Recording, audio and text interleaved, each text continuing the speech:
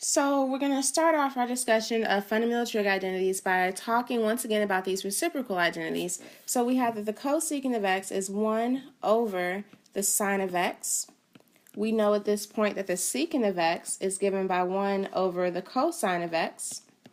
And we know lastly that the cotangent of x is 1 over the tangent of x. And we also know that this is equivalent to the cosine of x over the sine of x. And that is because if we consider the tangent of x, that is equal to sine over cosine.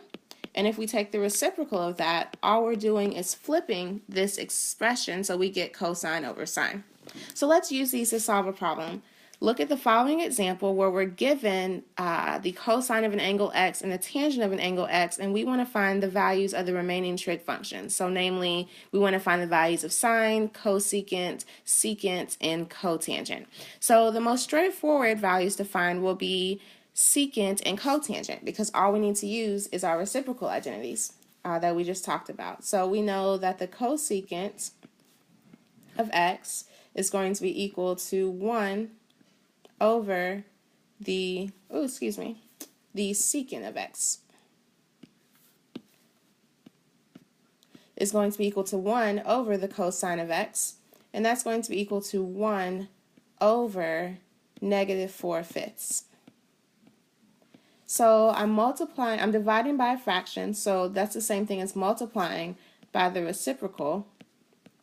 So it's the same thing as multiplying by 1 times negative 5/4, and that's kind of just a 1 over 1 here. So when we finish simplifying, we get negative 5/4.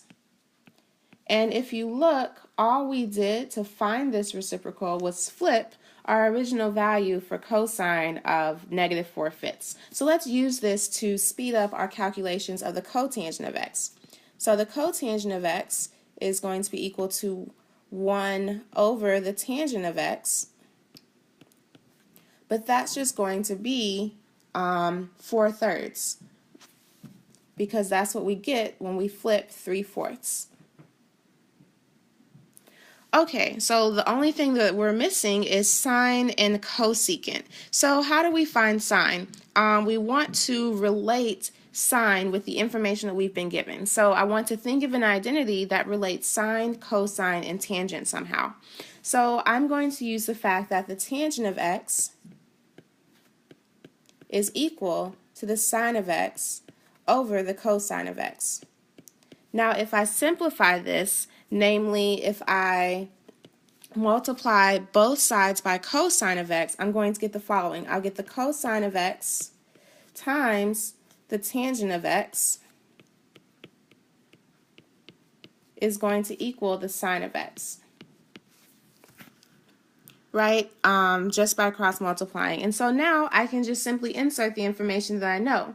So I know that the sine of x then is going to be equal to negative 4/5, because that's the cosine, times the tangent, which is 3/4. That's going to give me, I'm going to simplify before I multiply. So I can take a 4 out of the top and bottom. That'll leave me with a negative 1 up top and a 1 down here.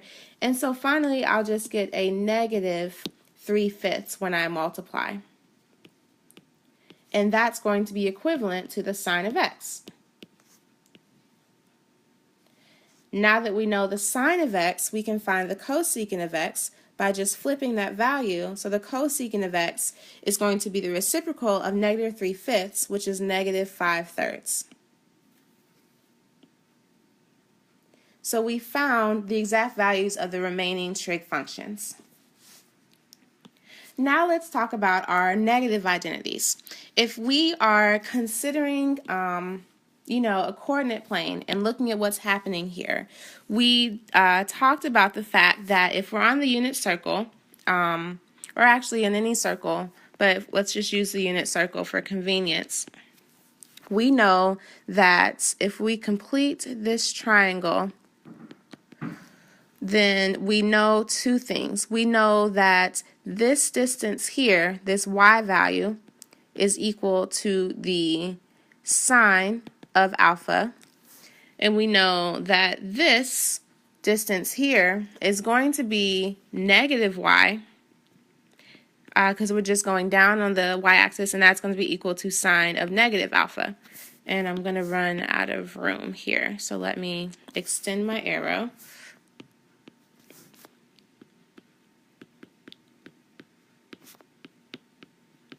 We also know some things about the cosine. We know that this distance here, this x, is going to be equal to the cosine of alpha. It's also going to be equal to the cosine of negative alpha because they share a side if you look at the triangles that I've drawn here. So from this information, just a really quick visual, that is where these negative identities are coming from. Namely, if you take an angle, the negative of that angle, it's going to have the same cosine value as the positive angle. So namely, cosine of negative x is equal to cosine of x. For sine of x, we saw that this y right here, you can't highlight it, became negative. So we have that sine of negative x is negative sine of x. Because if you look at the picture, the sine of angle alpha is y, but the sine of negative alpha is negative y. So this negative got pulled to the front here. Because we're just reflecting across the x-axis, and that makes the y, the height, negative. So this is kind of just a really quick, not super thorough reason of where these negative identities come from, and why we're interested in them is because we want to be able to simplify trig expressions using these identities. So let's look at the following. We have the cotangent of negative theta over cosecant of theta plus cosine of theta, and we want to simplify this somehow. So the first strategy is to get everything into sines and cosines. So I'm going to write the following. I'm going to rewrite the expression.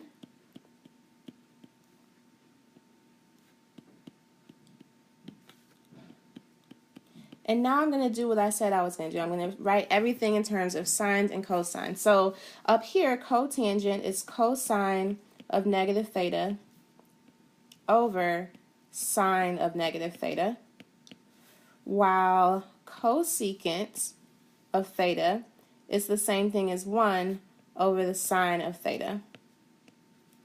And then I still have plus cosine of theta.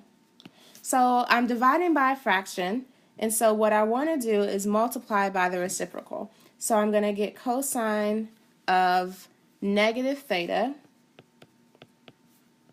over sine of negative theta times sine of theta over 1 plus cosine of theta. Alrighty, so now what do I do with these negative identities? We just talked about this. We know that the cosine of negative theta is just cosine of theta. They are going to be the same, whereas the sine of negative theta is just negative sine of theta. And we're still multiplying by the sine of theta over 1, and then all of that plus the cosine of theta. So I can simplify now. I see that on the top right here, I have a sine of theta, and at the bottom right here, I have a negative sine of theta. So I can cancel. That's because I have multiplication right here, and so there's no problem simplifying that. And then I'm just going to get the cosine of theta over negative 1. I can just write that as a negative cosine of theta. And then I'm adding the cosine of theta. And so it's like a negative 1 cosine of theta plus 1 cosine of theta. They're going to cancel each other out. And I'm just going to get 0.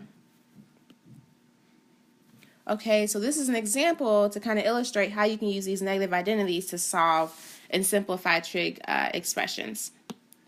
So the last identity we're going to talk about is the Pythagorean identity. So if you look at what I've drawn here, I have a unit circle with an angle x. So up to this point, we've had discussion that tells us that this side length here, we can think of as the cosine of x, and we can think of the height of this triangle as the sine of x. And so if we use the Pythagorean theorem, because this is a right triangle, we get the following. We get that the sine of x squared plus the cosine of x squared equals 1 squared.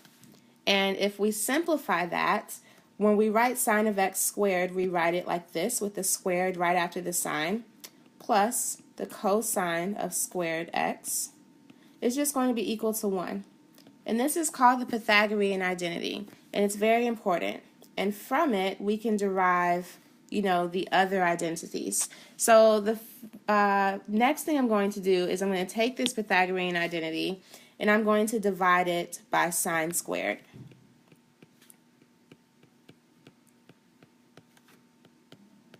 So if I divide this by sine squared,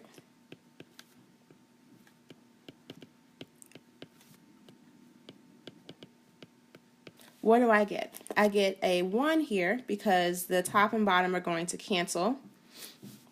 And let me use a different color. And I get a cotangent squared x right here and a cosecant squared x right here. Now let's see what happens when I divide by cosine.